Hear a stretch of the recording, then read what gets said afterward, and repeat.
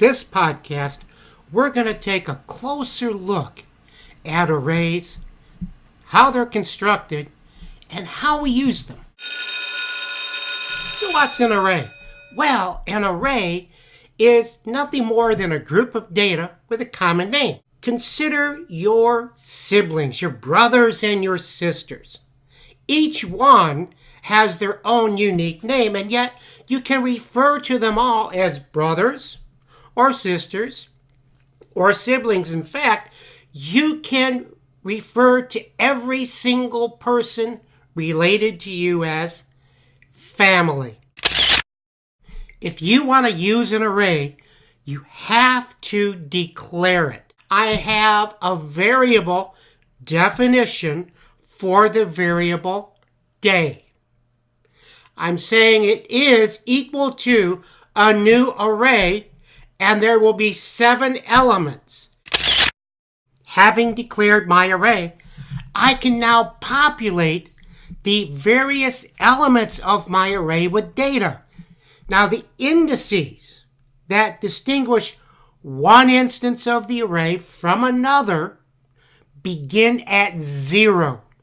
So I'm saying child sub 0, or child with the index 0 equals forgotten by poets. And child sub 1 is fair of face. Child sub 2 is equal to full of grace. This time I am declaring what's known as a condensed array.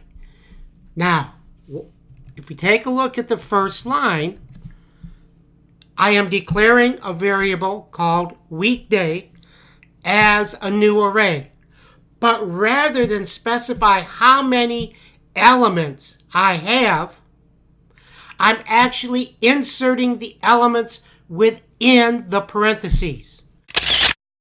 There is yet a third way to construct an array, and this is called the literal array. So in this example, I am declaring a variable called family, and I am making it equal to a number of literal values within straight brackets. The first one is Bonnie. The second one is Jim, then Linda, Lloyd, Michael, Tom, and Trudy. Each one is separated by a comma. And so we have 3 different arrays, each one constructed by different means.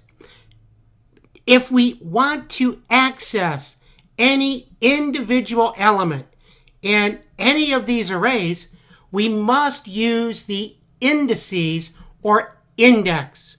And so what I'm going to do is write out to our webpage family members sub 0, the first element of family, and I'm going to concatenate to that value the phrase is my bride.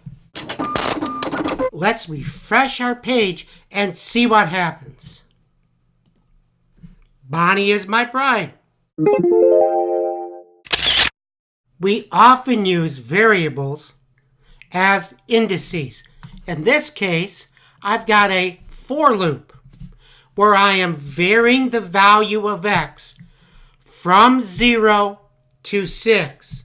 And for each pass through my loop, I am going to write the weekday sub x, which will range from Sunday to Saturday. And then I'm going to print out with that child sub x. So let's see what happens when we run that loop.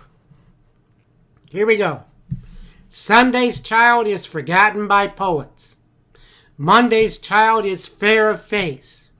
Tuesday's child is full of grace, and so on.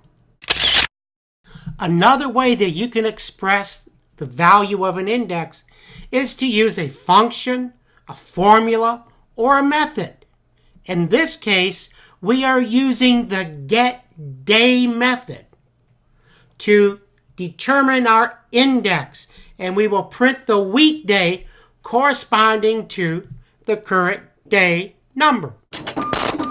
Yes, we can use a calculation to determine our index.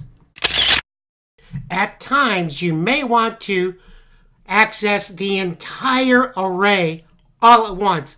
When that's the case, just go ahead and use the variable name of the array.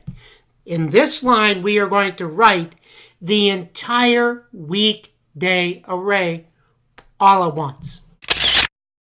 And here it is, our entire weekday array. Now notice that the printing process itself inserts the commas between the different elements, Sunday, Monday, Tuesday, and so on. They are not part of the array itself. I think that's the lunch bell.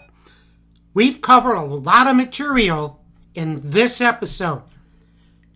Keep in mind that arrays are one of the most useful tools in your programmer's toolbox.